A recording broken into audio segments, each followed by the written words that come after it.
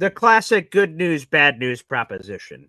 Good news, the Jets added a dynamic player that they'll have on the 53-man roster in their running back room and also in the return game. But that means Dear Jets will be out for the foreseeable future. We'll talk about all that, Jets, Cowboys, and so much more. Boy Green Daily starts now. I'm going to lose my gosh darn bananas. Boy Green Daily starts now. Zoinks! Boy Green fucking Daily, fucking Daily, fucking Daily. Let's go!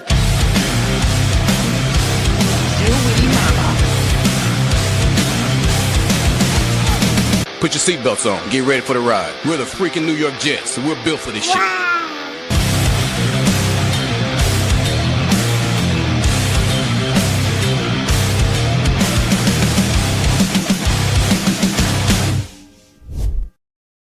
How's it going, everybody? I'm Paul Esden Jr., your humble host. This is Boy Green Daily, a daily New York Jets video show, also available wherever you get your podcast. My name is Paul Esden Jr., and I'm the New York Jets digital reporter for Heavy.com. We got a full article in the YouTube description down below on this very topic matter, the latest Jet to add to the team, which, again, there's good news and bad news with that. We'll get to that here in just a minute. Right off the top rope, let's give a salute to our number one Austrian Jet fan, baby, who just gifted a Boy Green Coffee Club membership.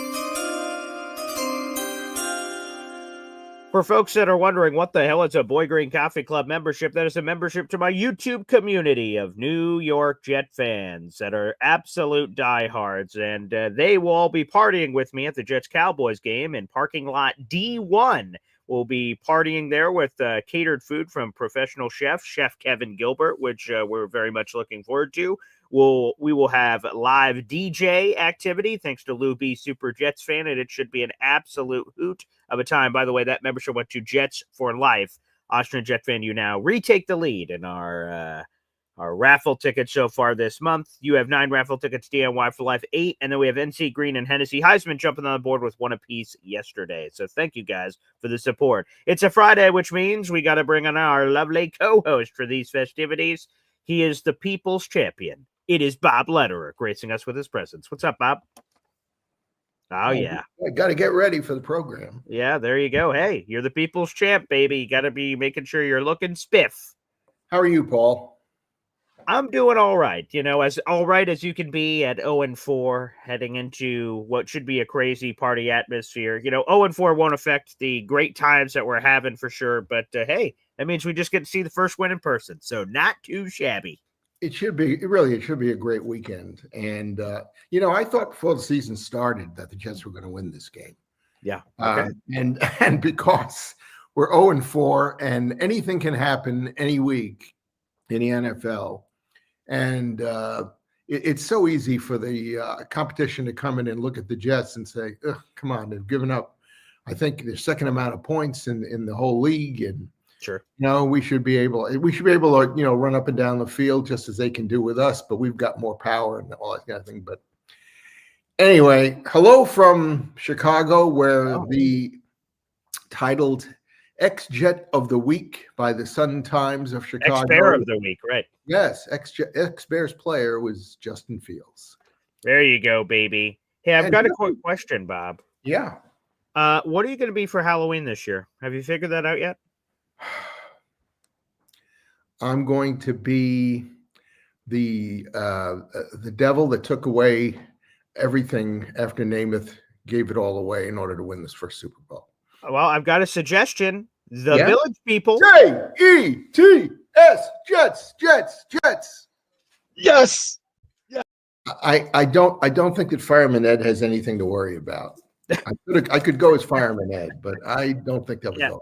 There you go. That's all right. We'll figure that out. But great. Hey, and you mentioned that in your local paper there in Chicago that the ex-Bear of the Week, honoring whoever that is, wherever they are, somewhere else around the league, is Justin Fields. And I'll reiterate the comments we've made throughout the week here. Justin Fields is not the problem. There's a lot of problems on this team. Obviously, they're 0-4. Justin Fields is not one of them. He is playing just dandy. It's the rest of the team and coaching and all kinds of things that we could get into here on the program, which are off kilter, of course. But real quick, let's get to the news that's at hand here. Here's the bad part first, that the Jets even had to make this move because of the first move they had to make. And Braelon Allen was placed on injured reserve, and Adam Schefter So real quick, if you're placed on injured reserve, you have to miss a minimum of 4 games. So let's put that in a pocket. Adam Schefter over the top said he's going to be out a lot longer than that. There's surgery on the table. It could be season ending, but none of that last 2 pieces of information I shared with you are official. So first off, I'll throw this over to you, Bob, before we get into the newest addition to the Jets roster, Braelon Allen leaving. How big of a loss do you think that is for the Jets? I think it's a big loss because, although it brings up another issue, but I think it's a big loss because if they do want to play smash mouth football, and I think they're going to want to do it this week again against such a high-powered offense as Dallas has, it limits what you can do. Although, their third back, he likes to run up the middle too. Sure. But Allen, I really thought was going to be a force this year. And I think they've gotten away from using him before he got injured. They did. Because they've constantly been behind. And you saw on Monday night how powerful and how effective their running game can be against, an average or less than average defense. So, to me, it's a big loss. But it raises an issue that we brought up here on the show earlier in the week. Sure. And some of the fans were saying that it's time to unleash Justin Fields. In the fourth quarter the other night, he looked pretty darn good. And he had to throw. Now, there's a good side and a bad side if you want to do that. The good side is, well, if suddenly he becomes a factor and they can't just keep loading the box to try to stop their running game because he comes out and he throws, like every third possession, that can change the whole dynamics because then you have to give his arm respect and you can't load the box. And that opens up the chances for doing something on the ground. So, we'll see. I still have a good, it's funny. I didn't have a good feeling going into Monday night. I have a pretty good feeling going into Sunday night. And as I've said to you before, I think Rich Eisen really nailed it the other day. I haven't had the chance to see his whole commentary. Yeah. But this is really a time now with the Jet players have to man up. And they have to really decide for themselves, are we really going to keep playing like we're playing, or are we going to show the discipline that, we know we all can do and all have, but for whatever reason have not been displaying. And that's really, watching Aaron on the sidelines on Monday night, one guy said, and I agree, he almost looked like he was going to cry. Like, how many times can we beat ourselves? How many times can we beat ourselves the same way with things that we've already talked about in the locker room, so many times already? So, but again, I got a good feeling for Sunday. Now, maybe they're not going to win, but if they made it close, I think they got a chance at the end of this game to do something. By the way, speaking of AG, a big shout out there this week in practice. So, of course, go back to Monday just for a second. The Jets lost a turnover battle 3-0. It was 3 fumbles. It was Braelon Allen, and again, shout out to him and his speedy recovery. It was Justin Fields, and there was Isaiah Williams, who is currently still on this team somehow. Bye-bye, I hope. Yeah, he's still on the team somehow. But what I believe is going to happen, I don't know what this means for his future, but at least for the immediate, I fully expect him to be a healthy scratch for Sunday's game. And then this other person they added, which we'll get into later, and what their plans could be and things of that nature, we'll see what happens there. So they had a lot of fumbling issues, and they've had fumbling issues. Xavier Gibson had a fumble. Justin Fields fumbled earlier in the season on top of the fumble he had against the Dolphins on Monday night. Aaron Glenn was out there with a boxing glove on during practice, and they were going through drills, and he was punching at the ball with a boxing glove and going from drill to drill as they were doing ball security drills. So that can't hurt. So I can only hope that helps. So I'm glad that they're addressing clearly that issue. So blessed be he. Well, the funny thing about that is that before the first game of the season, there was a linebacker on Pittsburgh whose reputation was doing just that to the opposite team. And that didn't happen in the first game. And I'm sure they were prepared because, again, because of reputations and such. So, hey, I I've seen the fans already write, why is this guy on all the time? He never played competitive football. And I didn't, but the fumble, on the 2-yard line, and it didn't even look like Braelon was necessarily aware that he went into the end zone without the ball. But come on, you just got to protect the ball. It's so basic on any level. I mean, I'm sure any high school coach would be telling the guys about that because that's the easiest way to knock the ball free. It absolutely is. So, they're working on that, so that can only be promising news. So Braelon Allen's out for the foreseeable future, so we got to put him on the shelf. It's the NFL world that keeps spinning, and the Jets added, speaking of, you have a little section in your local paper, former Bear. Well, speaking of former Bears, Khalil Herbert has graced us with his presence, and I'll give you guys more details on him in just a second. Khalil Herbert was most recently on the Seattle Seahawks practice squad, and apparently there was a report that he was cut from the practice squad, but according to the NFL's transaction wire, he was not. So he remained on Seattle's practice squad when the Jets stole him yesterday. He's an interesting player. Bob, I'm sure you could speak about him as well, being in there in Chicago. He's 5'9", so he's a little bit shorter, 200-something pounds, and he's interesting. He can run the ball. He can catch the ball. He can return. Now, he was on someone's practice squad for a reason. He sort of fell out of the limelight after leaving Chicago. He's obviously talented, but the Jets needed a body, and this is probably one of the better bodies that were available. Well, his numbers in Chicago, even though they let him go, his first year, which was 21, he, let's see, I'm looking at the data here. He had 103 attempts, and he averaged 4.2 yards per carry. It's not bad. Not bad. Okay. Next year, played 13 games, played 17 the first year, 13 games the next year, a few more carries, 5.7 yards. Nice. Terrific. In the third year, 4.6 yards per carry. Very good. And then they let him go, and he hasn't really played very much, since then. And his numbers have gone down accordingly, even the yards per game. Now, I'm looking here to see how many times he might have fumbled and that sort of thing, and I'm not having a lot of success. Finding that. But, his size and his weight would indicate he's more of a Braelon Allen, type running back. But he had a 63-yard run in 22.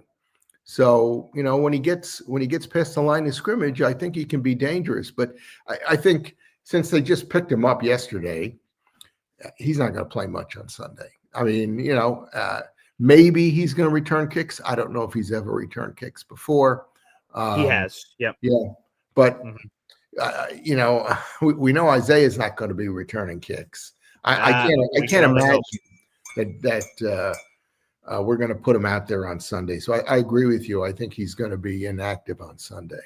This is a professional running back. So in a couple of weeks' time, they probably can use him, here and there. But, our two top running backs are going to carry most of the load. And that really means, come on, offensive line, you got to open some holes. And for sure. A lot of holes on Dallas to open up. Two things here. Number one, he's fumbled 3 times in his career, has Khalil Herbert. So thankfully, that's not a much larger number that scares you. So that's just dandy. Great question here from Johnny Boy. Yes, he does have a history with Justin Fields. They were teammates for several seasons at the beginnings of their respective careers before he most recently moved elsewhere. So yes, they are former teammates. So that's only great news. Cool. That's awesome that he's there. And to Bob's point, he made an astute observation before the show and just shared it there. Because of his very late arrival here, I doubt he's going to be.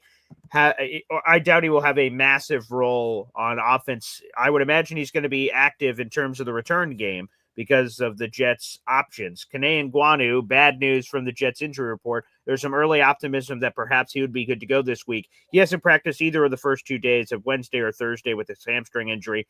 That is normally a terrible sign for his availability. So it looks like he could be out again. And he was your top return man to start the season, so he could miss another game. He's missed weeks 2, 3, and 4. This would be his 4th straight game missed. He injured his hamstring in the season opener against the Pittsburgh Steelers. So that's a Debbie Downer. And speaking of injuries, just because we're in them, Michael Carter II is going to be out with the concussion. That's not surprising news. short week, concussion, and quite frankly, hasn't played very well. And the other Debbie Downer is Jermaine Johnson has not practiced at all this week with that ankle. I just wonder how serious that is. Are they just playing games with us, or can he come back at some point here in the near future? Because he has missed several games, and boy, the Jets need him in the worst of ways there at the defensive end position. We were obviously shocked at the beginning of the season at how much playing time he 89% in week 1. Yeah.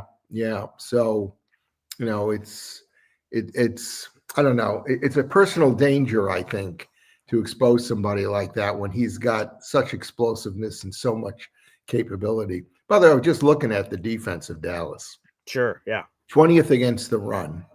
Terrible. 29th against the pass. Oh, God. So, Disgusting. I mean, come on. If we can't control the ball against them, we ought to just hang it up. I agree. Yeah, if you can't do it against Dallas, again, we spoke with the Dallas Cowboys insider yesterday, and he couldn't have told us any more clearly how terrible he believes the Cowboys defense is, and that he thinks the Jets are going to be able to have their way with this Cowboys defense in the same way that he believes the Cowboys will have their way with the Jets defense. But we could get into that perhaps later. Good question here from Old Yank on Brownlee. Yes, I told you guys the negative stuff, which is that Jets will be down Michael Carter II, Jermaine Johnson, Kene Nguanu. We'll probably get that news either officially later today or they'll wait till Saturday until that's official. But the good news is Jarvis Brownlee Jr., the Jets starting corner they stole from the Tennessee Titans in a trade for a whole lot of nothing, is expected to make his debut, and I imagine he will replace Michael Carter II in the slot. So we will see Jarvis immediately. And I think there's a chance if Jarvis plays well, Michael Carter never gets his job back because Michael Carter has struggled mightily and Jarvis Brownlee has some nice credentials as a young man coming into the league. I'm just hoping that Brownlee doesn't show what he showed in Tennessee, and that is holding penalty. Whatever his number's going to be. Yeah, because he apparently is really good at staying, with the receiver. But the problem is he commits a lot of penalties. And yet at the same time, and you pointed this out last week, he is really good against the run. Oh, great against the run and a really good tackler, which, again, welcomed additions to this Jets defense, for God's sakes. So that is terrific news from that standpoint. Paul, when you bring up our injury to our safety, yes, the real issue there is, and I'm getting very interested in this, is how much salary are the Jets prepared to eat with some of these guys who are not fitting in? Now, he may be slightly still injured from last year. Who's that? Michael Carter you're talking about? Yeah, Carter. But assuming it's not an injury, he's one of those guys that just seems like he's not fitting into the scheme. And I said weeks ago, and I know, your guest on Monday, who's your guest every Monday? Nick Ferrier. Yeah, Nick Ferrier said basically what I said weeks ago, and that is, there may be some guys that just don't fit into the scheme. And you've said this week that, and correctly so, that Aaron needs to bring in some of his own guys, just like Rex Ryan did, like Parcells did. There are people he wants to bring in with attitude and who play the way they want to play and fit the scheme that they want to play. And, Carter just may be, as great as he's been the last 3 years, he just may not be a fit. Now, if he's not, and if he's healthy, then there's somebody that might be, some trade bait, before the deadline. Yeah, the Jets can only hope they can move him. And this is, again, if someone would have shown me this clip from the future to myself of me saying this, I'd be like, what am I talking about? Michael Carter II looks great. I have no idea what you're talking about. So the drop-off has been mighty and fast, and that's incredibly sad. But yes, in his contract, as a matter of fact, there is an out after this year where they could get out. They still have to eat dead money. According to Spot Track, there's an $8 million dead cap hit they would have to take by moving on from him. But if you're not going to utilize him, you might as well save some of the money. That's just the dead cap that is against you, but there will be cap savings from that maneuver. And yes, I think it all depends here on Jarvis Brownlee. If he looks as good as the Jets project they think he will look, then perhaps the writing's on the wall. They'll try to move him at the deadline if anyone's interested. And if not, they may just have to straight up release him. As far as Brownlee goes, I'm not looking for superstar. I'm looking for a guy who can play the position and make minimum number of errors. Yeah. Which brings up, Paul, what do you think is wrong with Sauce? Oh, sauce. It's a great question because he is supposed to be if you don't think he's the best corner in the league out there in the universe, he's the highest paid corner in the league. So I expect him to make plays. The non-turnover thing continues to be a thing for Sauce. I mean, it's a thing for the entire defense, let alone Sauce. But he's someone that we thought was going to take a step up. And again, week 1, he looked spectacular against DK Metcalf. He shut him down, and DK's success came against other players like Michael Carter II that we just brought up. I think it's a head thing, to be honest with you. I think it's in Sauce's head, and I think we got a sneak peek of that after the Dolphins game where he's talking about the refs calling things differently for him, and we can agree that perhaps they are calling him differently for him, but I wish he would have the Garrett Wilson mentality. So Garrett Wilson at OPI, we talked about that live during the game, Bob, that seemed pretty questionable. But after the game, when it was brought to Garrett Wilson's attention, he said, you know what? I wasn't sure if it was a penalty, but here's what I'm going to do. I'm going to make sure, damn sure, the next time that opportunity presents itself, I don't push off. So he's just like using it as motivation. He's not complaining about it, saying, refs, you suck. What are you going to do? Like, come on, man. Well, maybe he did that because he caught the ball and scored a touchdown. Maybe that's also true, perhaps, but it didn't end up counting for that. So, So I am curious. That's how I would like Sauce's mentality to be. He will have whatever mentality he's going to want to have, but I would just prefer him to focus on the field. Just try to flip it around yourself. Don't worry about the refs. You can't control the refs. The refs are going to call whatever they're going to call, and it's unfortunate, but it is what it is. Some of the stuff I think on Sauce this year that have been called has been super ticky-tacky. Some of it has been straight up. He's a grabby corner. He's got to clean some of that up. He's always been that way, and I so often wondered as I was watching replays that it seemed to me he was getting away with stuff, that were questionable to me. But the whole league, is really in reality, every play can have a holding penalty or some other penalty. Every play. Of course. And that play that we saw where what's his name helmet got ripped off on Monday night. Oh my God, Joe Tippmann. Unbelievable. Yeah, where Tippmann, there was no penalty there, but the Jets got penalized for holding on that play. What I want to know is, does Joe Tippmann have a second career beyond football? Is he a magician? Can he just take off his own helmet without using his hands? Is that a magic trick he does at local parties? Like, what in God's green earth? What else did the referees think happened on that play if somehow you didn't see it? It was clear hands to the face, which makes no sense. And it's just more frustrating because, of course, the Jets lose. And I'm not blaming the officials for the loss. I am pissed at a lot of calls, but the Jets lost a turnover battle 3-0. You're not supposed to win those games. So, but I hope the Jets put themselves in better positions where that we're, not complaining about some of that going on from that perspective. But so that's a full injury report. Khalil Herbert's added to the roster. For those that are just joining us, make sure you guys like the video, hit subscribe, show your support here on Boy Green Daily. Again, our Jets Cowboys tailgate is coming up. What's today? Today's Friday. Yes. Friday. Okay. All the days are blended together. So tomorrow morning after this Boy Green Daily show, I'm hitting the road to New Jersey for the Jets Cowboys meet and greet that night at Chef Kevin Gilbert's restaurant, and then the next day. So there's a lot happening in a very short period of time. So buckle up, Bob. Are you telecasting on Sunday from the parking lot? There will be random things, so the full thing won't be telecasted, but there will be a lot of varying moments that will be put up on social media.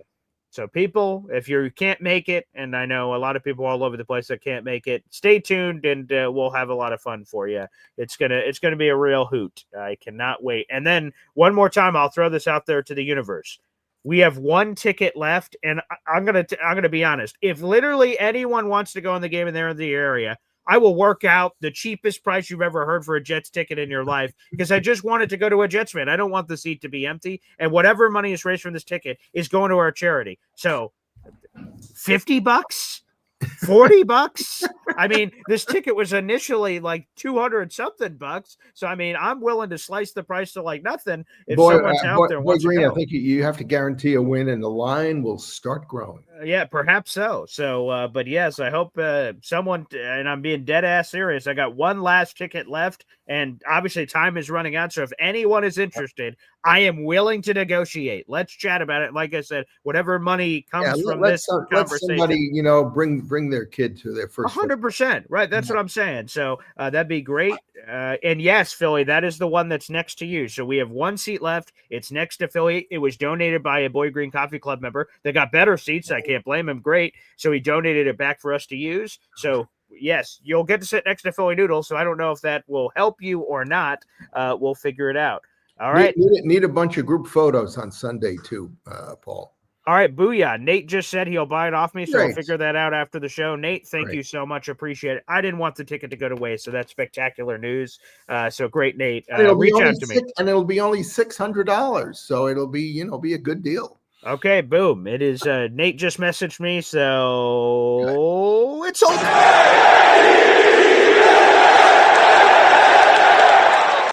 Blessed be he. Nate, enjoy the game on Sunday. I think it's going to be a good one.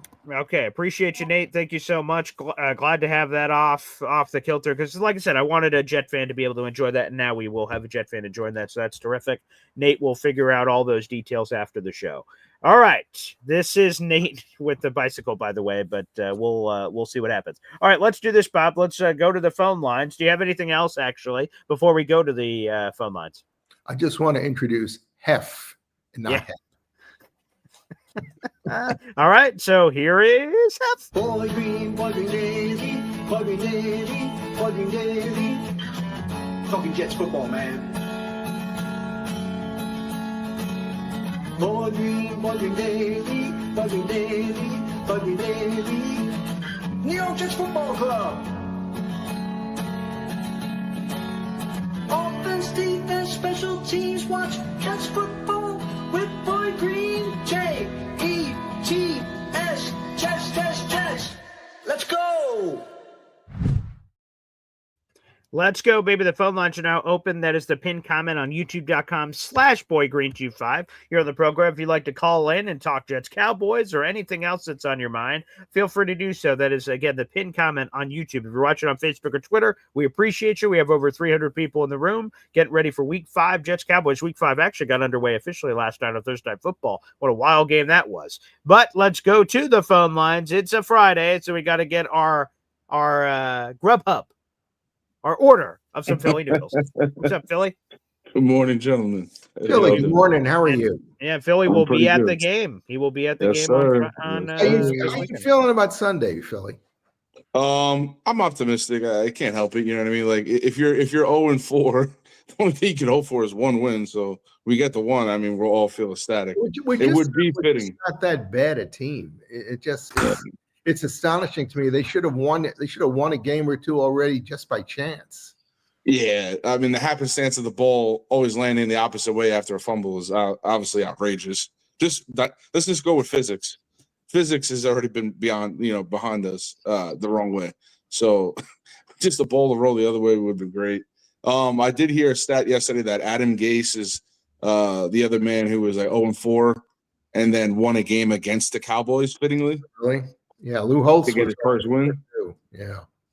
So Glenn would be the second guy to get his first win against an 0-4 start versus the Cowboys. So I mean, maybe it's fitting he's going to have to do it, but we hope that he doesn't have an Adam Gase run to the rest of his career.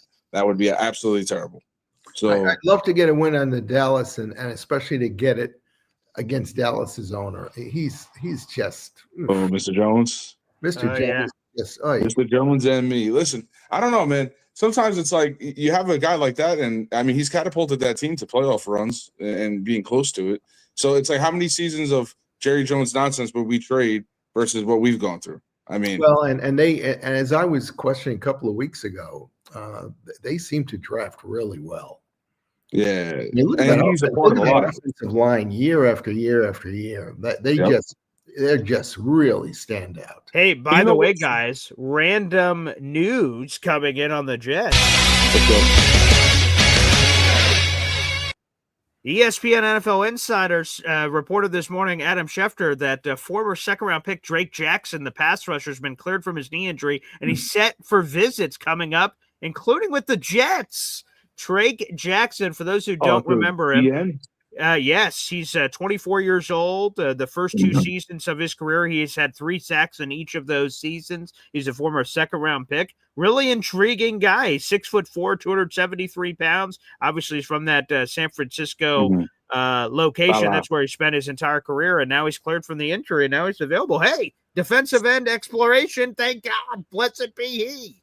Now, this won't come this weekend, but sign him up. Here it is. He can't leave the San building. Francisco's been grabbing some of our ex-players, so hey, it's only fair that we do some swashbuckling here. Yeah, I was literally going to say, please, if there's any place you could send Michael Carter or any of these rejects that are not working out right now, not to say they're rejects, but they're playing like rejects. No, sure. Send him to Salah.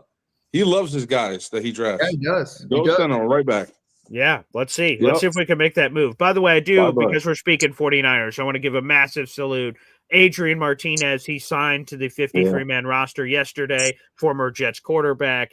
Brock Purdy apparently re-aggravated his injury, so he could be out for a significant period of time. So Adrian made the right choice. He had a chance to come back to the Jets practice squad. He said, you know what, I want to get a fresh start, go to a new place. He's in San Francisco with a great offensive coaching staff. Now he's making much more money being on an active roster. I'm just super happy for Adrian Martinez. And look at what that experience did for Sam Darnold. Sure, right. So hopefully maybe that'll do something for Adrian. So that's exciting news for Adrian. I was gonna say I think he's on the opposite side of that spectrum where Sam Darnold played years already beforehand. And that's true, of course. You know, he showed a little bit of I think the training that Darnold got, and probably some of the fixes they made in his game.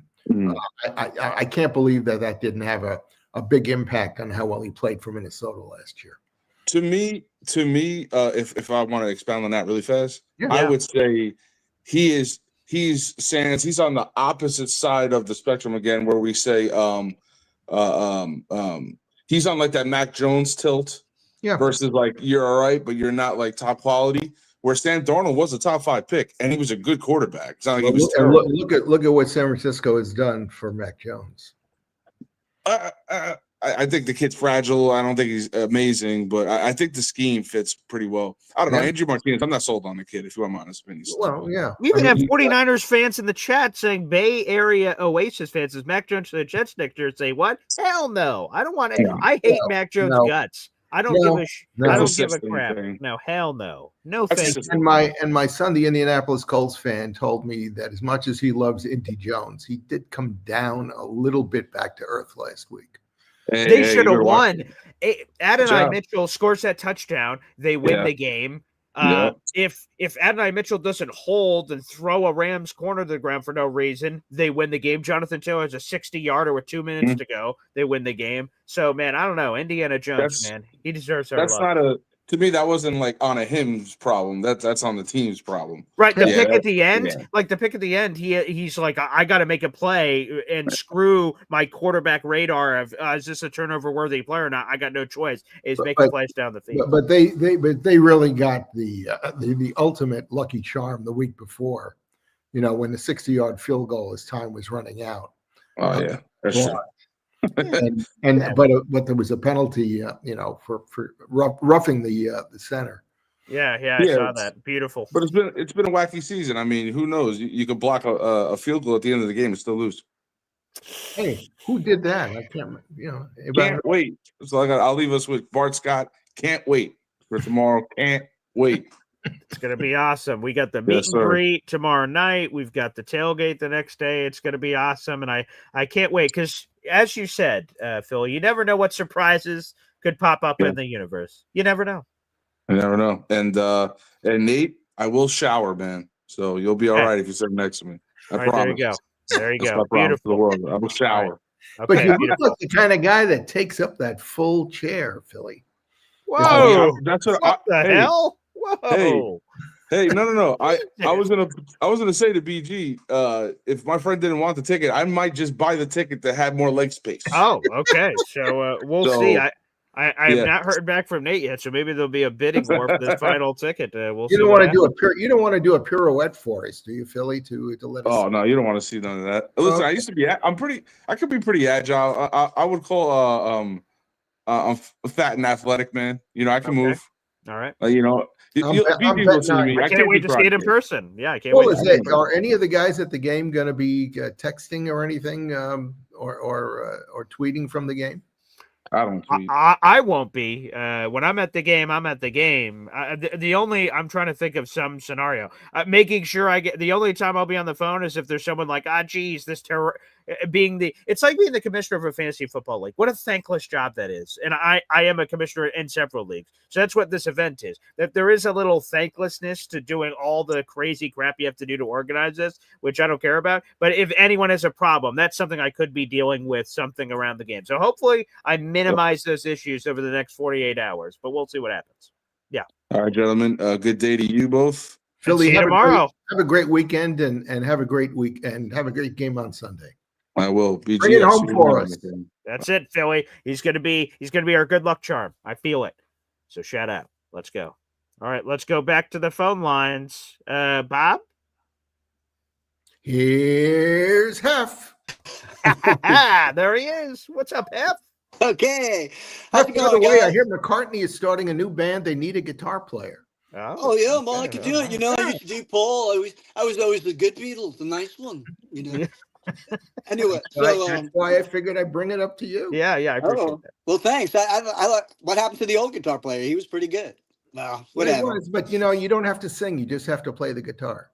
Oh, okay. And Well, there's I anything could wrong do with your singing. I think your singing is. We're gonna see it this weekend. We're gonna see plenty of that singing. I can't wait.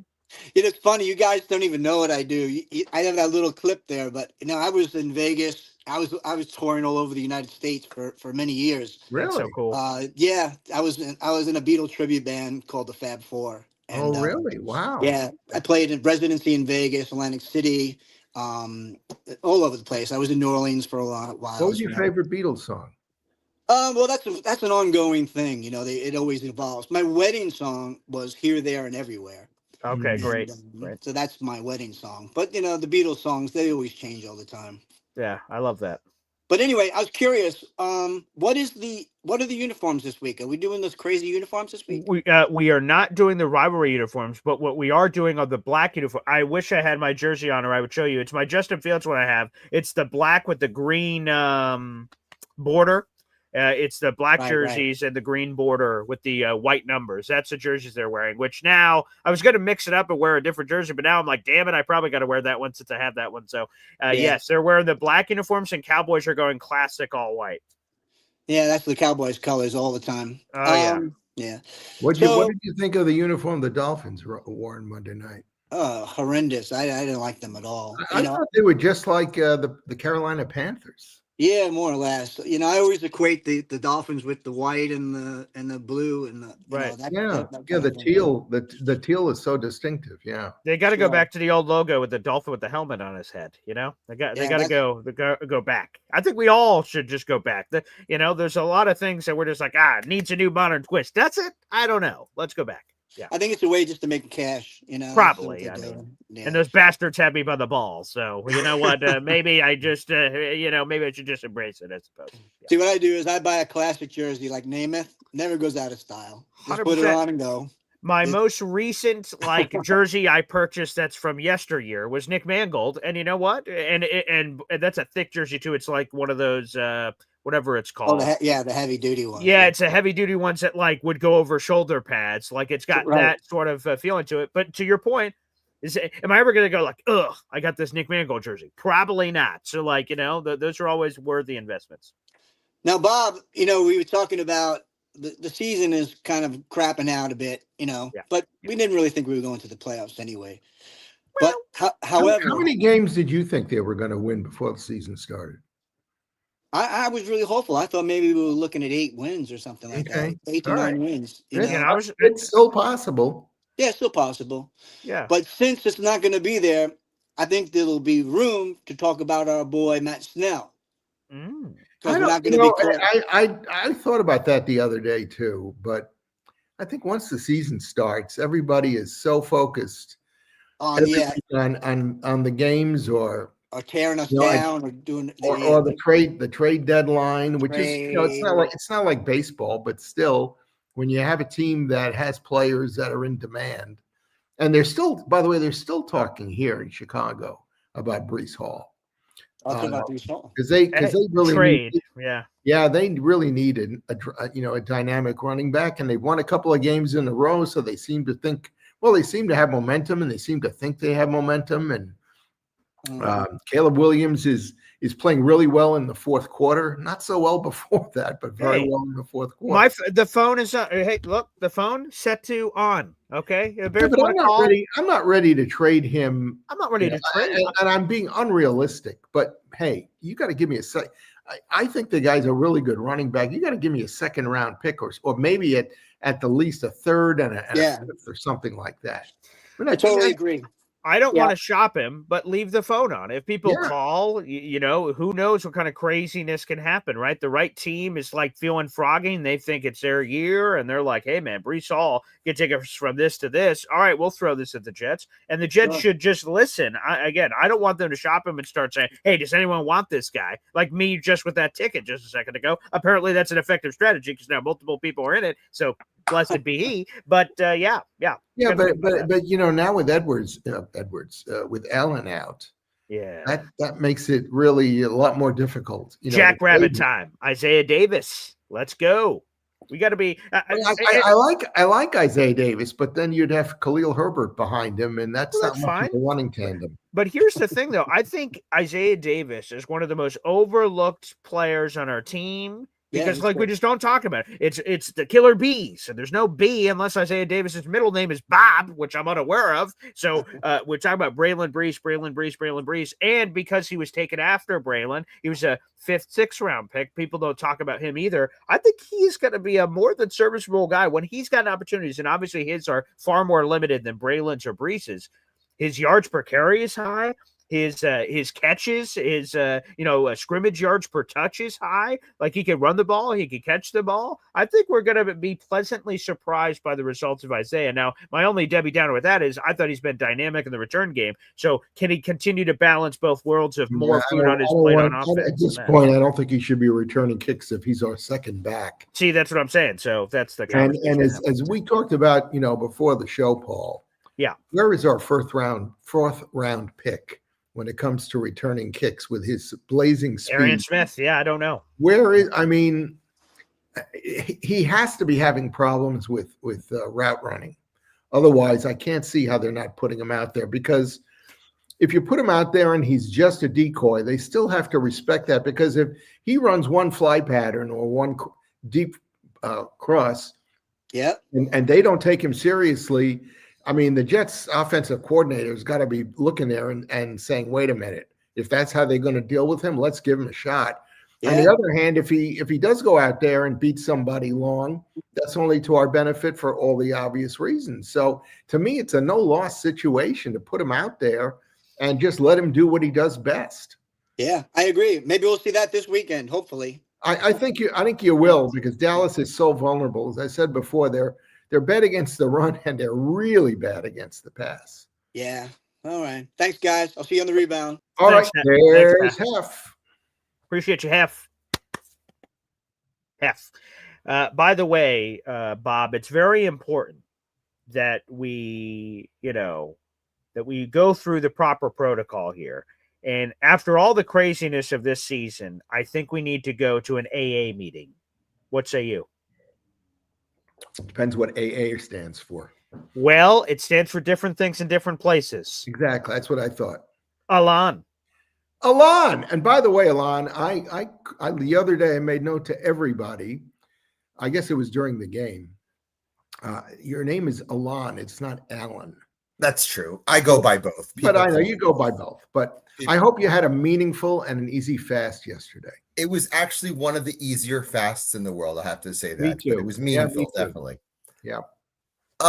Before I mention Glenn on 2 points, unless the Jets have somehow learned how to defend play action, Dak Prescott's going to have a field day on Sunday. And a guy I look at is Jake Ferguson. Jake Ferguson is going to absolutely destroy the Jets. A guy I wanted in 2022. Instead, the Jets decided to go locally and draft Mr. Ruckert. Which, Ruckert's looked so spectacular this season in those limited opportunities. Okay. Especially lying on the ground. Yeah, Ferguson is a star, by the way. He's a star. Where did Ferguson play college football? He played at Wisconsin. I was just about to say that's where I thought he Okay. played. All right, so he And played he was with a fourth Braelon Allen. round pick. He was a fourth round pick. Yeah, I'll tell you, Alon, that my most frustrating thing that has bothered me is watching what camera angle would that be? Whatever it is of the play action and the Jets linebackers biting every single time, and the entire defense just shifts. Whoosh, whoosh. And then it just play action, and then nobody's there. So obviously there's injuries to linebacker 2 and 3, but still, like, oh my good golly. I don't know why more teams don't run that, because it seems like it is effective every single time against the Jets defense. They over pursue, they overbite, they take the cheese, and every single time backside action, backside action, backside action. So that's been frustrating. You thought Waller had a big game last week. Watch for Ferguson this week. That's the absolute 5 to 8 catches, 100 yards, 2 touchdowns. Oh. Okay. Oh. So the 2 points on Glenn. Let's start with irresponsible coaching. Okay.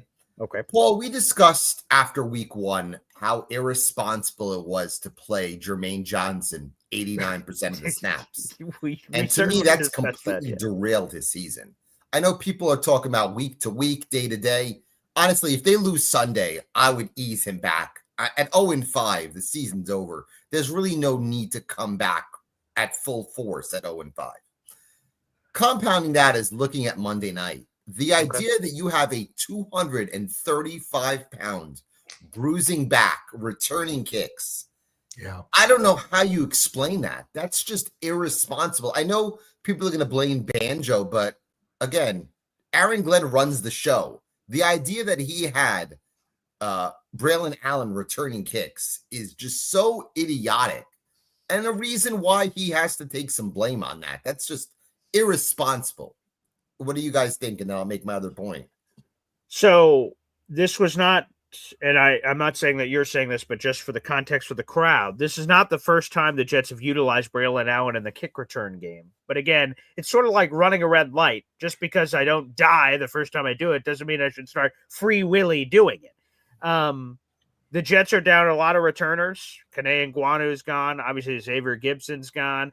What I would have preferred, Bob has brought this up several times, is why Arians, he showed up in week 1 when all hell started breaking loose and Xavier had his fumble and Kene got hurt. They threw Arian Smith back there. He had only 1 return, but it was fine. It was 31 yards or something. Like, okay, maybe that's it, because he's playing snaps on offense, but he's not getting the ball thrown to him. He's got like 5 targets on the season. So why not utilize the speed and just see if the C's part and you block it right? Can he just run straight? I don't know. Why not? And he did it a little bit in high school. I know he didn't do it as much at Georgia. So I don't understand why Arian Smith's not getting more run. Isaiah's been really good back there. Yes, is maybe he fumbles in practice. Maybe. Yeah, like these are things I can't speak to, and none of us can, of course, with practice. I don't know. But yeah, why Arian hasn't been getting action has been very confusing. Why we haven't called up Jamal Pritchett to at least try that out. That not even for an elevation. You're allowed to have like 3 or 4 elevations a season per player. I don't know why we haven't attempted that when things have gone south instead of going to Isaiah Williams, who obviously has not looked good. So, yeah. Well, it's hard to explain. Hard to explain. It's not much of a defense of Aaron Glenn, but No. He's got so many problems that he has to solve on that team that he's probably got a checklist. And he's going down the list, and that may not be the biggest problem he thinks. Right, he just delegates that to Chris Banjo, I guess. But I mean, that's not an excuse. anybody can stand on the goal line, wait for the ball to bounce to them, and then start from the 35-yard line. My other comment on Glenn is his struggles to me are self-inflicted, and I'll tell you why. Okay. You look at his opening presser. He tried to pump up the fans. I get that, the whole shit crap, and I get it. Couple of weeks later at the combine, he comes out and says, this is a team that could win now. He lost me there because I never thought this team is going to win now. So he basically put a bullseye on his back there. Then he compounded that by basically taking shots at the previous regime. So once you do that, you have a complete bullseye on your chest. Yeah. For a team that I never thought was going to win more than 6 games this year. The idea you're telling a fan base that is so vulnerable and is so waiting to win that this team is going to win now, and you put so much pressure on yourself, it made no sense. I never understood why he took that task of going out there and saying his team was going to win now. I don't care if he doesn't say anything, okay? We'll improve. We'll be a tough team to face. The idea that you thought this team was going to win now with the talent you have, with a quarterback coming in off his second team, playing on his third team, just didn't make any sense to me. I didn't understand why he would put that. And then you look at him on Monday night, and he looked like a deer in headlights. And we've seen coaches like that the last couple of times. You've seen Gase do that. You've seen Saleh do that. And now you see Glenn do that. The idea is this was like a throwaway year for him. He needed to just build a roster. That was the most important thing. Don't put pressure on yourself if you think this team is going to win now. No one ever thought. I know, Paul, you thought this team was going to win 12 games. God bless you. Okay. Well, this team was never going to win 12 games. And 12-5, they're 0-4. There's still a path. And one other point on that. By my numbers, this is their last chance to go 12-5. No, they have one more after this. Yeah, because if they lose this week, they're 0-5, then 12 straight, obviously. Yeah. And it's not unheard of that they won 10 straight one year, right? Sure, yeah, that's possible. And another point on that is the Jet fans understand their talent pool. They understand the talent on the team. The idea that he went into this season with Xavier Gipson, Michael Clemens, Tony Adams, Alan Lazard on the team made no sense. It still doesn't make sense that three of those guys are still here. Why not just play the kids? No one wants to watch Alan Lazard anymore. No. Tony Adams couldn't tackle me. Why is he even out there? And Michael Clemens, unfortunately, has to play 35% of the snaps this week. And he sucks. Okay. Yeah. So, but he didn't get a penalty for roughing the quarterback last week. God bless him. Okay. Is that the line now? Yeah, that has become the line of demarcation. That's the first line. Yeah. And then there is the line that Alon is bringing up now, which is how effective is he, playing that position? He's not changing the game in any way. So, but just it's about time to bring in some young talent. Okay. Let me ask you something, Alon. Sure. This just occurred to me, and I don't think it would be done in the open. But if you were Aaron Glenn, wouldn't you place a phone call to Parcells and quietly say, Bill, first of all, I know you watch our games. What do you see? And secondly, could you come in here incommunicado and watch what we're doing and give me some input as to things, even subtle things we could do to maybe improve the situation? I mean, I think he needs a second opinion from the outside, from somebody he trusts. And yet it obviously would be a disaster PR-wise to have a coach admit that he needs outside help. But when you go into one of the masters for that, I don't think it's a lose situation in any way, even if it becomes public. Health-wise, I'm unsure if Parcells is ready to come now. Yeah. I know that you mentioned that I think I don't know if he's in Florida permanently. I believe he is. He is. I know he's spoken to Tony Dungy. He did, yeah. Aaron That's Glenn a nice this week, guy to talk to. Sure. But this was, again, as I said, there was no reason for him to take that cocky stance at the combine. I didn't understand it. This was never going to be what I'm going to have to do is just you have brought this up, and I remember him saying something of that nature. The thing I'll be curious to say, I'll have to do this soon. Go back and listen to the annual league meeting presser where he spoke for like 20-25 minutes. Was there some sort of a media question that led him to this? Did he just impromptu just say this? Like, I'm trying to remember the context in which he said this information, because to your point, none of that was really in the introductory press conference outside of like the rallying of like, hey man, we're going to change things. But he didn't say like, hey, we're winning 12 Super Bowl. He didn't say anything like that. but I do remember that the tone changed, and that's what several you have brought up, Brian Costello and others brought up, saying, "Whoa, you said this, and now we're this." We're getting conflicting messaging. So I'll be curious the origin story, because like when he was at the annual league meetings or combine, there was no opening statements. He just answered questions. So I'll be sort of curious to go back and see what that was, because obviously that's coming back. Going back to my idea with Parcells or somebody else that he really trusts. Again, I don't think it's a losing proposition, because even if the media tries to make something out of it, his argument is, hey, I'm trying to improve what's going on here with this team, and I have all the confidence in the world, but getting an outside perspective from somebody who's been around the league and has had great success, why wouldn't I do that if I had the opportunity? I could still do it even if we were winning.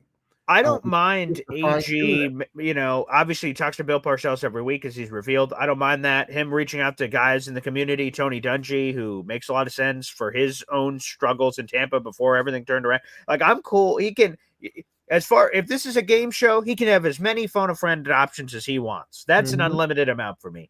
I don't know if bringing Parcells, Dungy, or anyone in to practice saying, hey, what do you think of this operation? And then they just go, yeah, it's this. And then, that's a problem. Let's fix it. Like, I think AG has to be his own man. When you're the HC, you have to make these decisions. You don't at all have to go public with what anybody tells you. But how do you sneak this person in? Every media is allowed at every practice. That is the issue. So, there's no, an incognito. Who's this guy in a black hoodie all covered up around the coaches? My original thought here, frankly, really was, hey, you can do it incommunicado. I don't think you have to hide the guy, and who would criticize you for bringing in Bill Parcells or Tony Dungy? They may not criticize it, but they would highlight it, and then you're opening Pandora's box to the world, right? Oh, interesting. Bill Parcells, Tony Dungy, whoever your person is. Wow, that's odd. They're just sort of here as a visitor. Interesting. And then Aaron Glenn would inevitably be asked about it in the media, which then spins it to stories for ESPN, New York Post, New York Daily News, and all these other things. I think I may have this name wrong. I might, but okay. When Eubanks first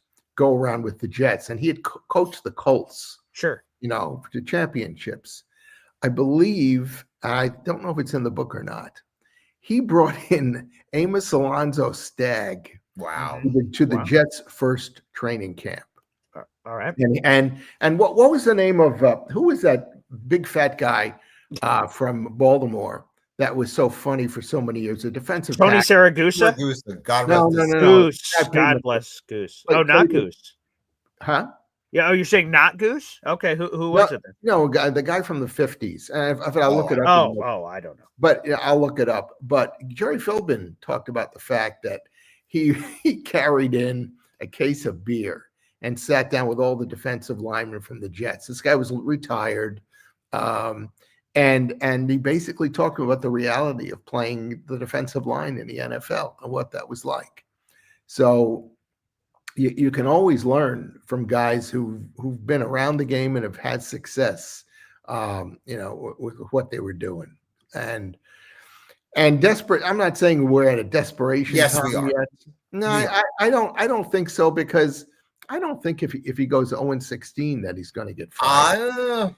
No. Really? Oh, no, this is where Woody may make some noise, but I don't think that anything really is going to come. Yeah. 0-17, people will talk. Some people, of course, yes. That would be that'd be the first time in NFL history has ever happened. I imagine people would be talking. Still, I don't. And this is AA and Jake Aspen on the same page. They that will never work again. Don't worry. Jake. Yeah. So this is, I guess, just a random red moon that's occurring on this random day. Yeah. But Jake is in the place that if the Jets have that sort of season, it's basically on the table that Aaron Glenn could be fired. For me, I think they're pot committed to this guy for 5 years, and they're going to, and Woody at this point is letting him see his vision out and see what happens. And if this is that sort of an interesting ritual animal sacrifice, I think they're going to it's going to be a part of the conversation, and then they move on. So I don't think there's any, unless it's something, scandalous, I don't think there's any way Aaron Glenn gets fired here this season based on anything he does. And one final comment before I go on there, I'm taking a lot of time. Breece Hall is not going to get you a second round pick. I'm sorry. He's just not. even as much under as any you want to get a circumstance, I second don't round think pick so. from him, what I would do is I would run him for about 150 this week. And if they lose, I would trade him on Monday. I would. That's the sneaky thing I think no one's talking about with this Braelon thing is that this could be a highlight for Brees in terms of the trade market. I would trade him. Is that he's going to have this opportunity where I think Isaiah Davis is obviously going to get some touches, but Brees is going to get a bulk. And if he looks really impressive and he has had impressive moments this season, and there are options out there. You brought up Chicago. You look at Arizona, who lost Connor. You look at the Chargers, who lost Najee Harris. There will be options there. If you can get a third for him, you do it. Absolutely. I know that people are going to try to get a second for him. You're not going to get a second for him. I would trade him for a third. I would. Hey, and I'm pretty sure this was the show I watched it on. Yeah, it had to have been. So Jets Mailbag. It's another new SNY digital TV show Janae Coakley and Connor Hughes do. They were asked about trades. Could anything happen? And Connor Hughes said at this moment, based on what he's seen from Brees Hall so far, he believes the Jets could unquestionably get a third-round pick right now for him. And if that's true, I would trade him. We're off to the races. All right. Have a good weekend, guys. And again, 0-5 on Sunday. Unfortunately, I think they're going to lose a shootout on Sunday. I do. Well, thank you for this AA meeting. My fiance's been telling me I've needed this for a while, so and put a ring on it, please. Thank you very much. Have a good one. Well before I'm dead. That's okay, just to update what I was saying. It was Amos Alonzo Stagg that was invited to the Jets training camp in 1963. And the defensive tackle I was talking about was Artie Donovan. Oh, I see. Yeah. Who became a hilarious football comedian, after his playing days were over. But Alonzo Stagg, my God, that's quite a pull. My God. That's quite a pull. I'll look at exactly how old he was, but he was there at that first training camp. Oh, I love that. All right, we have 400 people in the room. Like the video, hit subscribe. Let's continue going down the phone lines here. It's Paul Esden Jr., a.k.a. Boy Green, and Bob Lederer. It's my boy. I'm going to be meeting him and his family this weekend. DNY for life. Devin graces us with his presence. Let's go. Hey, Devin, you promised me you'd buy my book and actually read it if you were a little bit more positive. The first time we met, yeah. Although I think the argument there was about Fields, and so far I'd say it's kind of tilted in your direction. Kind of, yeah, just a little bit. What's the cap? What's the two-tone cap here? It's just, which has me torn, Bob, because I'm. Good morning. Good morning. You, first of all, I'm torn now because I wasn't going to wear my black jersey. I'm still not going to wear my black jersey. I'm not, but even though that's what they're wearing. But thanks for telling me that. That's one of the things I was trying to figure out, like what jersey are they wearing this week. But do you wait? So this just came up the other day on my MC show, digital show. Is if the team tells you, right, it came up in this Bills conversation, they're wearing these brand new snow white uniforms and they want a whiteout or something. And I asked this Bills guy, if they tell you to do that, do you follow the instruction or wear whatever you want? So I'll turn this to you, Devin. You've gone to Jet games. If they so they're wearing the black jerseys, does that mean you're going to wear the black jersey, or when they have the whiteout, you wear the white jersey? Do you listen to the Jets when they ask you to wear whatever jersey you're supposed to wear to all the fans? I would have that opportunity to do that, but I got to rock my new Justin Fields jersey. It's good energy. Okay. I'm doing it too. I got to do it. I got to do it because that's my guy. I love Justin. I love AG. And despite my boy, the wet blanket AA coming on here and, spilling all kinds of negativity on my guy, I'm gonna still be in step with my guy AG. And Bob, I heard you this morning. You were talking about what's going on with Sauce, and I was like, man, you know what? It's funny that you had him on your mind because I'm traveling today. Okay. So I said, what's more appropriate to wear when I'm traveling than the guy that's gonna be traveling for me? Sauce. Let's go, baby. Let's go. I have to come outside because I'm where are you down in still down in South Carolina? Where are you? No, I'm not. I'm in Virginia. He's in Virginia. So you're driving up. Yeah, we coming up. We coming up today, Okay, and when you I'm stop- gonna be traveling with Sauce because he's gonna travel Good. on Sunday, when you and he's stop- gonna travel and shut down. He's gonna shut down Pickens. Pickens and just nothing. That's Yep. what's gonna happen. Let's go. when You're you gonna be stop like, when you stop at a rest stop, I want you to just kind of pull that number, and I want you to get somebody to ask, "What the hell is that you're wearing?" And you tell them. You tell them. They're gonna know who the highest paid I'm corner in gonna football let is. them know. I'm gonna let them know. And Yeah. hey BG, I have an inner kid in me that I love, and Yes. I just want you to know. Are you familiar with DBZ? I am. Yeah. So you know what Sauce? You know what Sauce is gonna bring when he What's that? comes? He's gonna bring the Kame. You see that? Yeah, see that? I love that. Yeah, Bob, are you familiar with the Kamehameha? And Bob, No, if you're I not don't familiar know. with it, let me give you 1 second. Okay. So Here we go. inform Oh, me. wow. Okay. Educate. Let's say okay, we'll bring a DIY for life full screen here. Yeah, you'll see this. Okay, here we go. There you go. Here There we you go. go. That's a That's what's underneath. Kamehameha. That's Yeah. what's underneath. That's what's There you underneath Sauce right now. That's Yeah, what he's see, dealing with. you understand what we're saying? Go Super Saiyan 1, Super Saiyan 2, Yes. Super Saiyan 3, go Kamehameha, a I spirit wish bomb. I wish I had a 10-year-old grandson, which I don't, who can tell me what in the world you guys are Dragon talking Ball Z, baby. Come on, Bob. You gotta get with it. You gotta Hey. get with it. Yeah. Hey, it's energy, Bob. But you know what, man? I'm so psyched for being able to meet everybody in the coffee club. I know my ass is crazy, and you know what? 12-5 is still a possibility. See? Till we Told you, lose, Bob. till we lose 6 games, it's still a possibility. That's what the Hey, math says. if these guys can't get up for the Dallas Cowboys, who are they going to get up for? Man, but Bob, I think that's the thing. Like, I get frustrated with people because to say that we haven't been trying or AG hasn't been putting forth his best effort. Like, I mean, how much of the team could he turn around in one season? Like, how many people like he's supposed to know who you know what I mean? Like the draft and everything like that. He's trying to coordinate this with a GM. He is not the GM, despite what everyone thinks. I'm sure he has input on the players selected, but he is not the GM, and he is trying to figure out how to put the best product on the field. AG wants to win, man. AG is a Jet. Like he is like, I don't get it. Like I understand, like, and I've been here for all of this losing too. Like we've been here. Like it's not like I haven't been here the last, however 20-something years, been a Jet fan 30 years. God, you know what I mean? But like so I've been with the pain. I've been experiencing this. I'm walking around with my Jets gear. I'm gonna be walking around with my Jets gear today, and people are gonna be like, why are you rocking that? And it's gonna be like, you know what? Well, guess what? I'm a Jets fan. I'm not gonna stop being a Jets fan. I'm gonna be a Jets fan tomorrow. I'm gonna be a Jets fan Sunday. And if we lose, I'm gonna still be a Jets fan on Monday.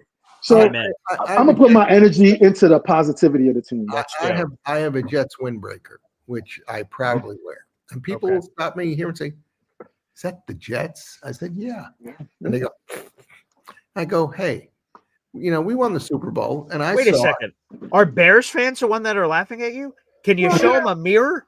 Because there's some things I would like to show them about. This is the 40th year of their one and only Super Bowl win. Oh, 40 years. Oh, wow. That sounds like a long time. It's only been 55 for us. Sounds like a different century. Right. And is that does it even matter? Like 40 years, 60 years, 50 years? I have a Mets jacket too, and I have Mets cap, and I'll wear it around, and I'll hear it from the Cub fans, and I look at them and I say, okay, you won in 2016, but I've seen the Mets win, go to the World Series 4 times and win twice, and so you have no right to make fun of me. I'm the one to say something about you, but I respect you. You're a Chicago and you support your team, and God bless you.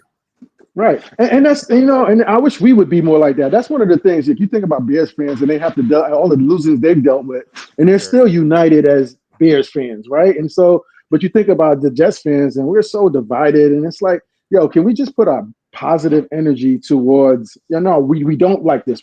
It's not ideal. It is not what we want, And the other thing is, how many games have we lost by 1 score?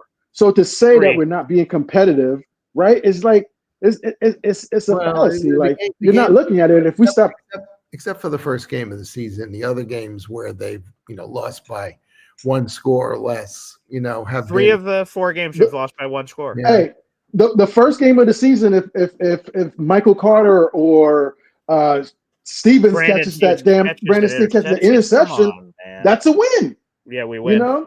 So or a 60-yard field goal. 60-yard. I don't want to load things down on our own heads, but if I get it. If it was a fifth, I'll be drunk right now, and I'm not 8 o'clock in the morning. Yeah, but yeah. I get it.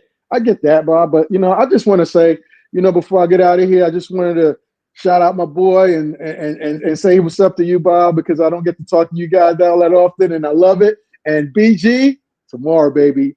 Can't I'm wait gonna be to see seeing you, you pal. and your family tomorrow. I can't wait to meet you guys, Pops. I don't know if you're listening, but I can't wait to meet you too. It's gonna be all, man. And I'm gonna love that part. No matter what, it's gonna be awesome meeting Indy Jet. Like, it's gonna be more Philly noodles. I'm looking forward to all of this, man, and seeing all of these Jets fans. And I love everyone's perspective as well. Have a really safe drive up. Yes, safe travels. Appreciate that. Have a great time this weekend. And Appreciate that, fellas. Bring it home. Let's go. Hopefully. Let's go, baby. Let's go. Jets. Jets. All right. Let's get to him. By the way, when are they going to start showing my JETS on the scoreboard It's a good. It's a. You know what we have to do? We have to force it down their throats, Bob. Let's do it. JETS. Jets. Yes. Yeah. I think it'll only take about 10 consecutive wins, and then we can get that up there. All right, Bob. Let's go to the stupid phone lines. Uh-oh. Frank, congratulations. Hey, Bob, how you doing? Thank you. I'm good. How are you? I believe you signed the book for me, so I appreciate it. Yes, I will. Do me a favor. Can you send me all your information so that I can prep? That, like what you want to have written, and I need you. Yeah, I sent it to BG. Yeah, and I sent it to you, Bob. Okay, good. It's been done, so I appreciate all that. Congratulations. Thank you. Hey, Bob, and congratulations on last night with the Yankees. Yeah. My question to you, Bob, is what's the greatest thing that could happen other than the Jets winning a Super Bowl? The Mets beating the Yankees in a World Series. No, that's not the answer, Bob. The answer is when any Boston team loses to a New York team. Well, but you see, Red Sox and Met fans have one thing very much in common, and that is we both hate the Yankees. Well, you also both suck, so that's fine. Congratulations. Rick, you know that I think I said this before. I have a Yankee yearbook from 1948. Wow. 48. And it's so old. I got it from my uncle, who was a Yankee fan.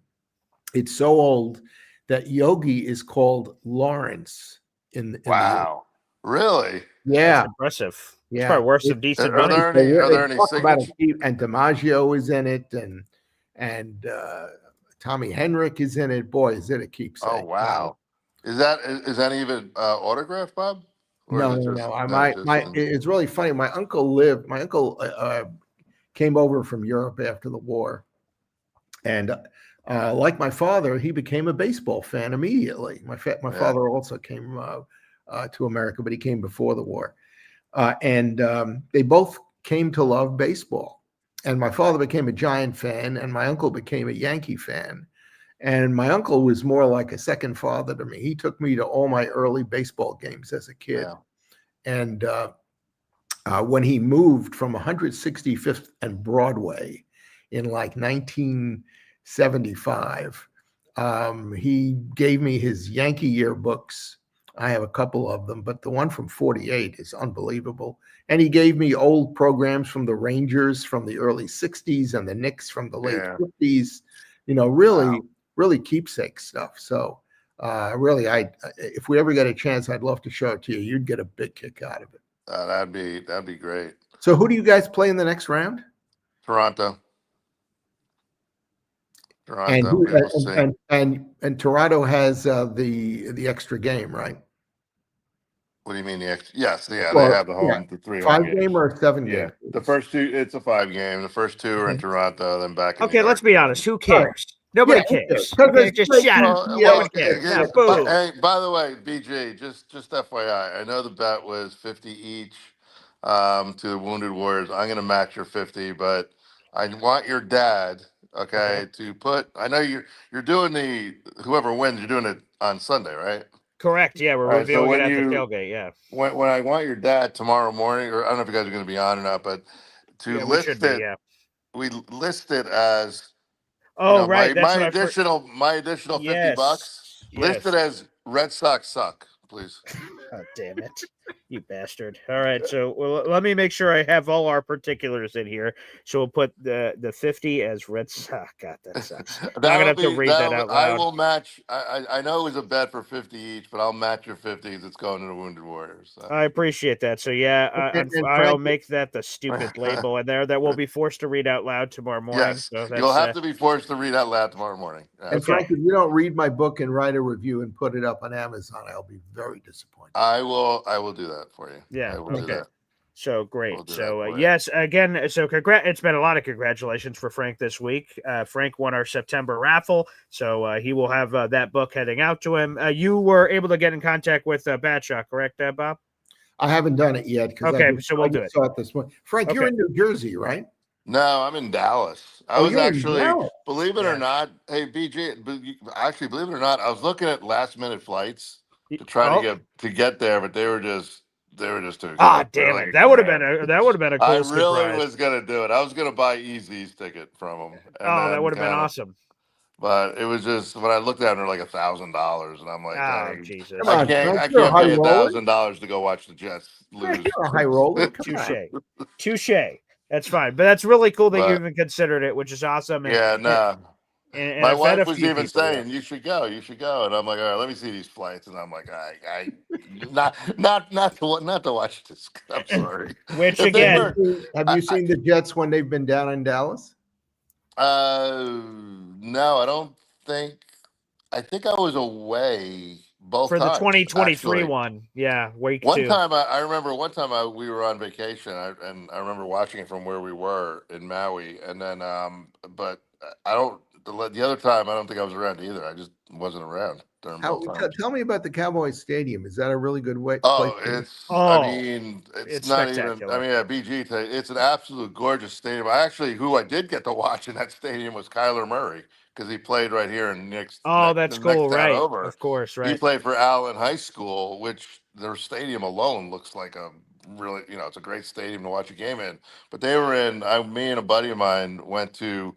They had all the high school championship games, district, whatever they were, at where the Cowboys play. And it was it's a gorgeous stadium. I also have seen a concert in there, which was really good. I saw the Stevie Nicks, Billy Joel concert in there, and that was pretty good. Absolutely gorgeous stadium for $1 billion compared to Yeah. the POS that we got for 1.6 billion over there. And I hear the scoreboard is as big as the stadium. oh, itself. that's what's great about it because you can watch the game and then you can see the replay and stuff like that. And they show most every replay. It's pretty cool. So, So how much Yeah. how much I- disrespect? I'm sorry. How much disrespect are the Jets getting in Dallas's media this week? the Jets don't. They probably don't there's even like a- register, I would Yeah, imagine. and it doesn't even register. Yeah, it's one of Right, those yeah. Yeah. And I And try I would I try to stay away from listening to anything that has to do with the Cowboys. I really never Right. liked the Cowboys. So Yeah, I would say that again, if you were a fan of history and who the Dallas Cowboys are, and I am Yeah. and was in 2023, like, and then seeing my dad, I'm sure that hit it too. That he's this diehard Dallas Cowboys fan. They have this. For anyone that's ever gone to a Cowboys game, the introductions of the players, the cheerleaders, the fireworks, the national anthem. Oh my God. Like I was crying. I'm like, holy it's just it's pretty cool. overwhelming. It's a sold out place. Like the energy is crazy. The cheerleaders and everything are iconic, all of it. And I was just like moved. And I'm looking at my dad just taking it in all for the first time like that and seeing him. Oh my goodness. That was an unbelievable experience. The other thing that's really neat is like the practice facilities the next town over from me in Frisco, Texas. Yeah. They call it the Star. Yeah. It's really, really cool. I've seen it. It's really neat. It's a wonderful place. I hate to say it because I hate Cowboys, but yeah, of They course. like to make their American flags pretty big in Texas, don't they? That they do. Everything's pretty big in Texas. Yeah. That it is. So Just Frank, remember, though, I'm from New Jersey, so yeah. I have my Let's keep that in roots mind. there. I do have a football question for you. Oh yeah, throw it. Yeah. No, what's up? If the Jets happen to lose this game and they're 0-5, That's possible. it's possible. Are we cleaning house completely, guys? No way. Just No way. No? No. You don't think so? I can't. No, there's just no freaking way. We can't do this again.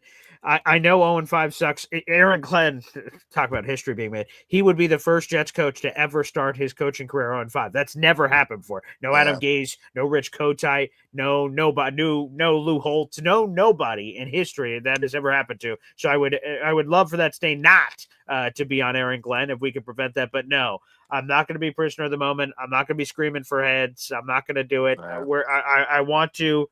As shitty and however the season goes, I am committed to AG. I want him to see it through. I want him to get his own guys and all that stuff. Hopefully, we don't have to have these conversations. Well, Hopefully, we win number one this weekend. Now, I want to make sure you understand what I'm saying. I'm not saying get rid of AG. I'm saying clean house of the players. I see. Yeah, well, I think... And I mean, like, completely. I'm talking about completely turning over the roster. Okay, so, yeah, this is this somehow came up the other day when someone randomly brought up Untouchables. It was Monday's episode, now that I think about it, because I disagreed with some of the Nick Ferrier said. I think there are a few Untouchables on the team, like Garrett Wilson, Sauce Gardner, Armand Membu, Olu Fashanu, just because he's your left tackle, even though he has struggled this season. There's like 4 or 5 players in this roster that are untouchable, and everyone else is available. So to your point, sure, there could be that level of Quinnen Williams getting traded. That's totally possible if things go a certain way, and they just get a bunch of massive picks. So from that standpoint, how much sure, do they need Paul to get? How much do they need Paul to trade Quinnen? I think it would take a 1 and change. It'd have to be like a 1 and a 3 or something, I think. And the right situation. Like, if the Jets, like, let's invert this right now and say the Jets are 4-0. I don't think the Jets trade him. They think that he's one of their best players and they're in a contending status. But being 0-4 and not being in a contending status and Quinnen being 27, the Jets have to, and he wants his contract adjusted, the Jets have to have hard conversations. I love Quinnen, and it'd be cool to have him continue to be here forever. But the Jets got to go, if we flip this guy, get a 1 and a 3, or whatever else, maybe a player too, whatever that combination is, you can accelerate whatever you've got going on, and you got to weigh what's the value of your team captain, defensive leader at defensive tackle, or turning that one asset into 3 or 4 assets. Like, that's a conversation I have to have. So in a general sense, Frank, I agree or yes to your statement that there could be a cleaning out of that. But like the guys like Sauce and Garrett, and again, those offensive tackles. You don't think there's no chance they would trade Garrett Wilson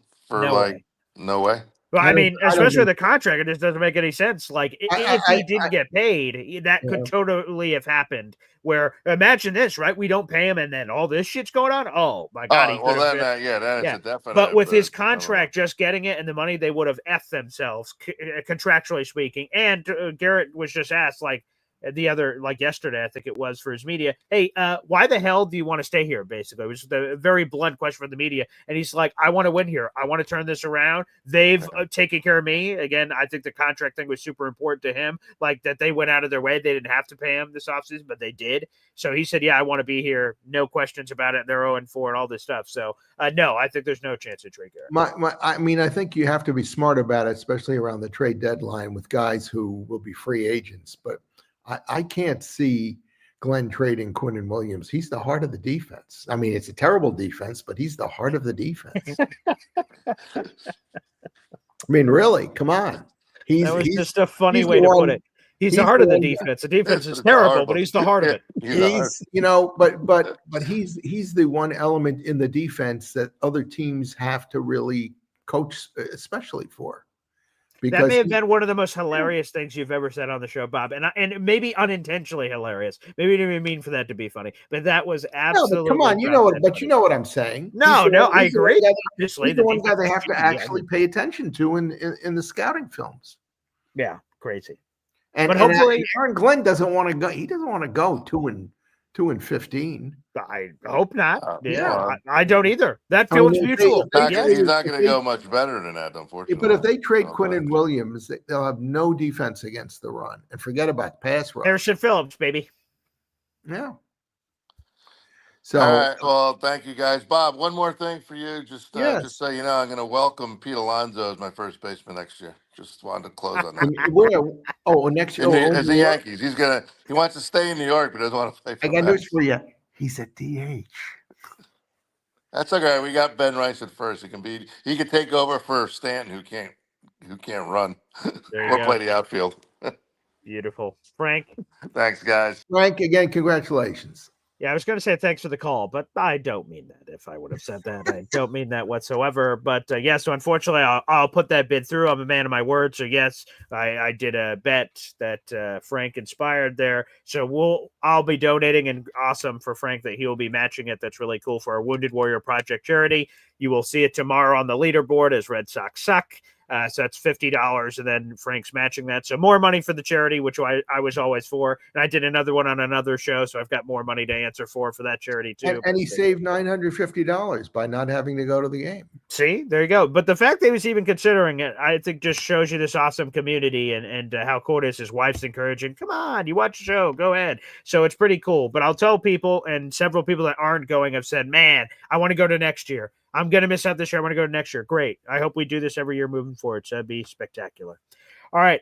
Let's go to the phone lines once again. Neil Sr. joins us here on the show. What's up, Neil? Good morning. Good morning, guys. How you doing? How are you, Bob? I'm doing fine, Neil. How's that cigar this morning?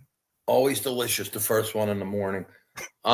You smoke the same brand over and over again? I mean, I'm not a smoker. I'm just curious. No, I have about I have about 4 go-tos.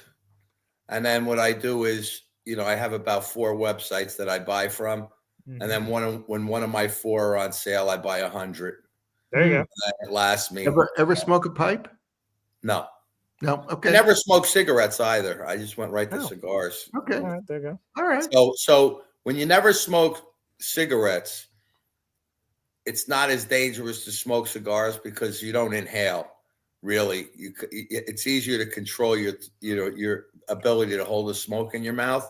Oh, okay. When cigarette smokers smoke cigars, they almost always inhale because when you smoke cigarettes for many, many years, your first thing is, you suck in that smoke and it goes in your lungs. And cigar smoke in your lungs is probably 3 times or more worse than having cigarettes. I see. What about hookah? Any hookah, Neil? Nah, I don't like flavory stuff. Well, Stephen Fox just asked about a bong. Any bongs there? No, nothing like that. Any sniffy jiffy? Devil's Dancing?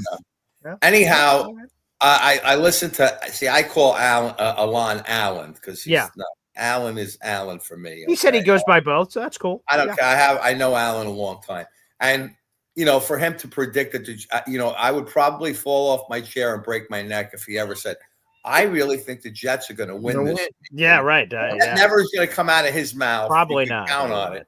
Yeah, that's... So I'm not. But he did make a very good point that it was very embarrassing to have Braelon Allen back there when you need the value of having starters, and you throw him back there and risk him getting hurt when he has really no value whatsoever as a kick return. He's not going to run one all the way back. He's too probably big. Not. Yeah. I mean, I never see how many times do teams throw out there at 240. That's like putting Derrick Henry to return kicks. It just doesn't make sense. Yeah. I mean, you want a guy that's going to break the first level, and if he breaks it, it's going to be because of a block, not him bouncing off somebody and getting to the second level and scoring a touchdown. Isaiah Davis, I crowed about him 3-4 weeks ago, and they finally put him out there, and I'm happy about that. Now, again, you do risk the injury with Isaiah Davis. Now he's going to be a fixture in the backfield, so obviously they're going to probably use the new kid they got. That would be my assumption. Yeah. Yeah, you're not going to go with you can't take a starter and risk another injury. If Isaiah Davis got injured on a kickoff, my God, they'd run him out of town. Probably, yeah. Well, I just want I watched yesterday's game. Okay. And it was this close for Martinez coming in. And I have no doubt in my mind that anybody that's a quarterback for the Shanahan or McVay offense is going to be successful. Yeah. I mean, the play calling, you could just see offenses in harmony. They know where to go. Guys are moving. The motions are meaningful. There's no penalties. You watch that game and you appreciate what good offensive minds are all about. And, you know, we don't have that. And it really is frustrating. And I'm hoping that maybe Angstrom could get us to, he seems like he has some of the basics of what needs to be done. It's just that these guys are not smart enough or dedicated enough, or they've not been around long enough to kind of, you know, get into the motions and everything on a timely basis. And I'll give you an example. Sure. Somebody mentioned yesterday, I forgot who it was, maybe Bart Scott. Yeah. Said you want to get in and out of the huddle and you want to have optimally 18 seconds from the time you get up to the line of scrimmage to when you set your motions, you read the defense, and you snap the ball. Too many times we end up in the huddle, out of the huddle at 9 or 10 seconds. We're up to the line of scrimmage. Everything's being rushed. And then the false start happens. Then this pre-snap penalty happens. You know, and the only way to really stop that is to go up tempo. Now, if you look at any quarter this year, the only quarter we've had really, really good success with was the quarter where we did the up tempo against Tampa and moved the ball and got things going and really gained a lot of momentum. So I would like to see a little more up tempo. I think that would be a big help to the team. Getting up to the line of scrimmage, having a little more purpose, you know. I don't see that, like, you know, guys are just like I see a lot of sleepwalkers out there. You know what I mean, Paul? Don't you see a lot of guys? They look like they're sleepwalking. Then when they come to the sidelines, I see Justin Fields sitting by himself on the bench. I see Breece Hall sitting himself by the bench. They look like they're looking up in the sky. Where, you know, these other teams, they have their computers and they're going through this and they're looking at little things and this and that. Like I saw Stafford yesterday talking to that little receiver he has. What the hell's his name? I forget. He's talking to the guy on the sideline. He's going like this, like this. The next set of downs, he comes out. He hits him for a 30-yard out down the field. And then he hit him for a second play on the same drive. That is figuring things out. That's Stafford knowing where weaknesses are in coverage. Things along those lines are just, you know, part of the game that's intellectual that I just feel we're lacking. And I'm just hoping that's going to start to. And that is a big part of the game. I mean, you can't really put enough emphasis. I think you make a good point. I mean, I was kind of yelling at the screen Monday night to up tempo the thing. Yeah. And that's what teams do in the fourth quarter when they're losing anyway. Right. And the Jets actually against Miami did that for some time in the fourth quarter. And interestingly, there are fewer illegal motions. There are fewer, you know, pre-snap mistakes and that sort of thing, because everybody is just concentrating on getting to the line quickly, getting the quarterback bark out the signals as to what the play is, and just executing right then and there, and not taking 15 seconds, you know, to snap the ball. Not to mention, you know, you keep the defense on their heels. You move the ball. Offenses are at a huge advantage on a quick tempo game. And I don't want to see it in the fourth quarter when we're behind. I like to see it in the first quarter. I mean, Brady and the Patriots were the best at that, okay? They came after you at 5 or 6 points during the game where they just up-tempoed you and you were trying to shift guys in, and Brady's, you know, getting 12 man on the field and he's doing this and he's doing that. This is, you know, little things that they could give you an advantage that I don't see us really taking much advantage of. But I would say, you know, that aside, I think we're gonna, you know, look, we have to get a win here, guys. I mean, let's be realistic. Yes. And I don't think this team is as bad, you know, getting rid. I can't believe we're 4 weeks in and we're talking about gutting the roster. I just can't believe where we were last year, which in reality was a field goal kicker away, maybe a couple plug and play guys, and a competent coach.